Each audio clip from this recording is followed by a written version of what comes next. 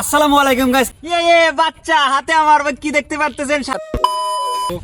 আমরা এখন যাচ্ছি সেই পাখির সন্ধানে, জানেন না কি পাখি আছে। খবর মিলেছে পাখির, দেখা যাক ওখানে গিয়ে দেখবো। আসলে আমরা বাড়ি থেকে রওনা দিয়েছিলাম পাখির বাসার উদ্দেশ্যে, জানতাম না আসলে ওখানে কি পাখির বাচ্চা রয়েছে। ওই গাছটিতে আমরা এর আগে একটি পাখি সংরক্ষণ করে এনেছিলাম। ওই গাছটি কথা ছিল কেটে ফেলে দেবে, বাট এখনো কাটেনি। না কাটার কারণে নতুন আরেকটি পাখিতে বাসা তৈরি করেছে, যার কারণে আমার ঢাকা থেকে একটি ভাই এসেছে, তাকে সঙ্গে নিয়ে আমরা চলে গিয়েছি সেই জায়গাটিতে। কি অবস্থা সবার, কেমন আছেন? আশা করি সবাই ভালো আছেন। চলে আসলাম আজকে আপনাদেরকে আরো নতুন একটি পাখির বাসা এবং পাখির বাচ্চার ভিডিও নিয়ে। তো আজকের ভিডিওটা খুবই ইন্টারেস্টিং হতে যাচ্ছে, কারণ আজকে আমার পাশে যে দেখতে পারতেছেন যে গাছটি, এই গাছটিতে রয়েছে একটি পাখির বাসা। আমি কিন্তু আমার একটি ভিডিওতে দেখিয়েছিলাম এই গাছটিতে একটি পাখির বাসা আমরা বাচ্চা সংরক্ষণ করে নিয়ে গেছিলাম। আজও চলে এসেছি এই গাছটিতে আরো একটি পাখিতে বাসা তৈরি করেছে। তো এটা কি পাখির বাসা সেটা দেখাবো, এবং কি বাচ্চা আছে সেটা দেখাবো, কয়টা বাচ্চা আছে সেটাও দেখাবো আপনাদেরকে আজকের এই ভিডিওটাতে। পুরো ভিডিওটা দেখার অনুরোধ জানিয়ে শুরু করতে যাচ্ছে আজকের ভিডিওটা। পুষ্করণীর পাড়ের এই গাছটি কিন্তু অনেক আগে কেটে ফেলে দেওয়ার কথা ছিল, বাট না কাটার কারণে এখনো আবার নতুন একটি পাখিতে বাসা তৈরি করেছে। এখন আসলে আমরা এখন গাছে উঠে দেখাবো ওখানে কি পাখিতে আবার নতুন করে বাসা বেঁধেছে। আমাদের সঙ্গে রয়েছে আজও আজিজুল, এবং ঢাকা থেকে একটি ভাই এসেছে। তো বরাবর মতন আজকে আমার সঙ্গে রয়েছে ভাইস্তি আজিজুল। তো আজিজুল এখন গাছে উঠে আপনাদেরকে দেখাবে ওই গাছটিতে আসলে কি পাখির বাসা রয়েছে।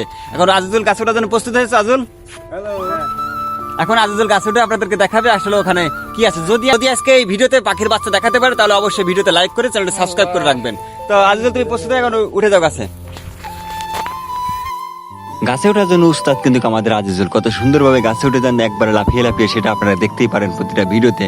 আজিজুলের গাছে ওঠার টেকনিকটা আমার কাছে খুব দারুণ লাগে। আমি চাই তার মতন গাছে উঠতে, বাট আমি আসলে তার মতন গাছে উঠে পেরে দিই না।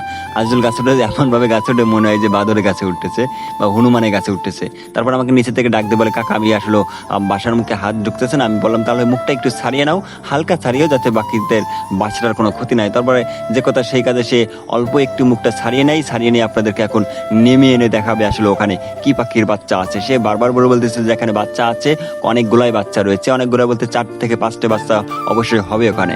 এখন দেখতে দেখুন আসলে কি আছে। যে সকল ভাইরা আসলে গ্রাম থেকে যে শহরে শিফট হয়েছেন, তারা আসলে গ্রামের এই প্রাকৃতিক দৃশ্য, সুন্দর মুহূর্তগুলো দেখতে পারেন না, তাদের জন্য আমরা উদ্দেশ্য করে ভিডিও করি। আর যারা শহরের মানুষ আছে তারা তো কখনোই আসলে এই গ্রামের সৌন্দর্যগুলো উপভোগ করতে পারে না। আমার কাছে গ্রাম পার্সোনালি অনেক ভালো লাগে। আর বিশেষ করে আমার ভাই যেটা ঢাকা থেকে এসেছে, শুধু গ্রামে আসলে সবসময় জন্য আমার সঙ্গে মিশে চলে এবং খুব ভালোবাসে গ্রামটাকে। এদিকে আজিজুল উপর থেকে একটি পাখির ছানাকে বের করে নিয়ে আসে, আমাকে বলে যে কাকা আমি একটা আনবো নাকি সবগুলো আনবো। বললাম যে তুমি যেহেতু একটা মানুষ তাহলে বেশি আনার দরকার নেই, আপাতত একটি বাচ্চা এনে দেখাই দর্শকদেরকে আসলে কি পাখির বাচ্চা হতে পারে। দর্শকরা অবশ্যই কমেন্ট করে জানাতে ভুলবেন না যে এটা আসলে কি পাখির বাচ্চা। সো আজিজুল গাছে ওঠা এবং গাছে নামার যে টেকনিকটা, সেটা আমার কাছে খুব পার্সোনালি অনেক দারুণ লাগে। আপনাদের কাছে কেমন লাগে আজিজুলের গাছে ওঠা এবং গাছের থেকে নামা, সেটা কমেন্ট বক্সে করতে ভুলবেন না। আজিজুলের জন্য একটু করে ভিডিওতে লাইক করবেন, চ্যানেলটি সাবস্ক্রাইব করবেন না। আজিজুল আপনাদেরকে কষ্ট করে করে গাছে উঠে আপনাদেরকে দেখায়।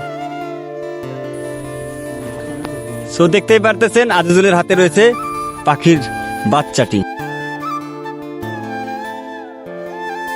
এখন এই বাচ্চা দেখার জন্য কিন্তু সেই ঢাকা থেকে চলে এসেছে আমার বড় ভাই। ঢাকা থেকে কবে আসছে ভাই? ঢাকা থেকে আসছি রাত 11টার দিকে। রাত 11টা যখন আসে তখন কিন্তু আমার সঙ্গে দেখা হয়েছে, তখন আমি ভিডিও এডিট করতেছিলাম। তো এখন আমি একটু পাখিটা হাতে নিয়ে দেখাবো আসলে ওটা কি পাখির বাচ্চা। পাখির বাচ্চাটা যখন আমি নিচে নামিয়ে আনিছি, তখন থেকে আমার থেকে বেশি খুশি হয়েছিল আমার এই ভাইটি, কারণ সে আসলে সচরাচর এরকমের পাখি হাতে নিয়ে দেখতে পারে না, শহরে থাকার কারণে আবদ্ধ করে থাকে। এখন এই খোলামেলা জায়গায় এসে পাখির বাচ্চা দেখে সে অনেক খুশি হয়ে যায়। ইয়াপ গাইস, দেখতে পাচ্ছেন এটা কি বলুন তো? অবশ্যই গেস করতে পারছেন এটা বাচ্চা। কিসের বাচ্চা সেটা হয়তো আপনারা বুঝতে পারতেছেন না। আসলে এটা হচ্ছে একটি শালিক পাখির বাচ্চা। তো শালিক পাখির বাচ্চা আমরা বাসাতে সংরক্ষণ করি, কিন্তু আমরা আজকের এই বাচ্চাটা নেবো না। আমরা বাচ্চার কোনো ক্ষতি করবো না, বাসার কোনো ক্ষতি করবো না। আমরা এটাকে আবার উপরে রেখে আসবো। এটাকে দেখে আমার এত সুন্দর লাগতেছে, আসলে এটা বলে বোঝানোর মতন নয়। খুবই দারুণ লাগছিল। আমার কাছে আসলে কোনো খাবার নাই, খাবার থাকলে তাকে খাওয়াতাম।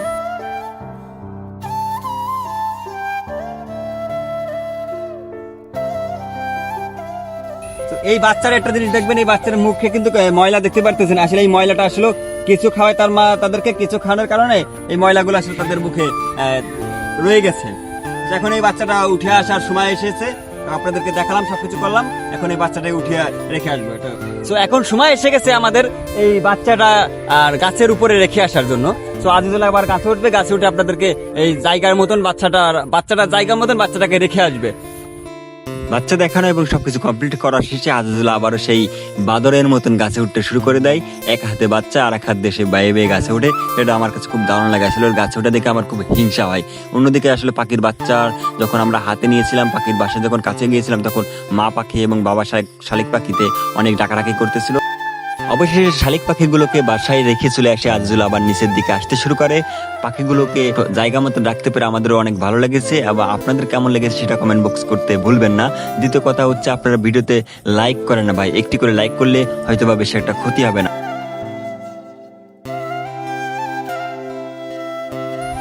তো ফাইনালি আমরা বাচ্চাটা বাসার উপরে রেখে এসেছি। বাচ্চা বা কোনো বাসার ক্ষতি করিনি।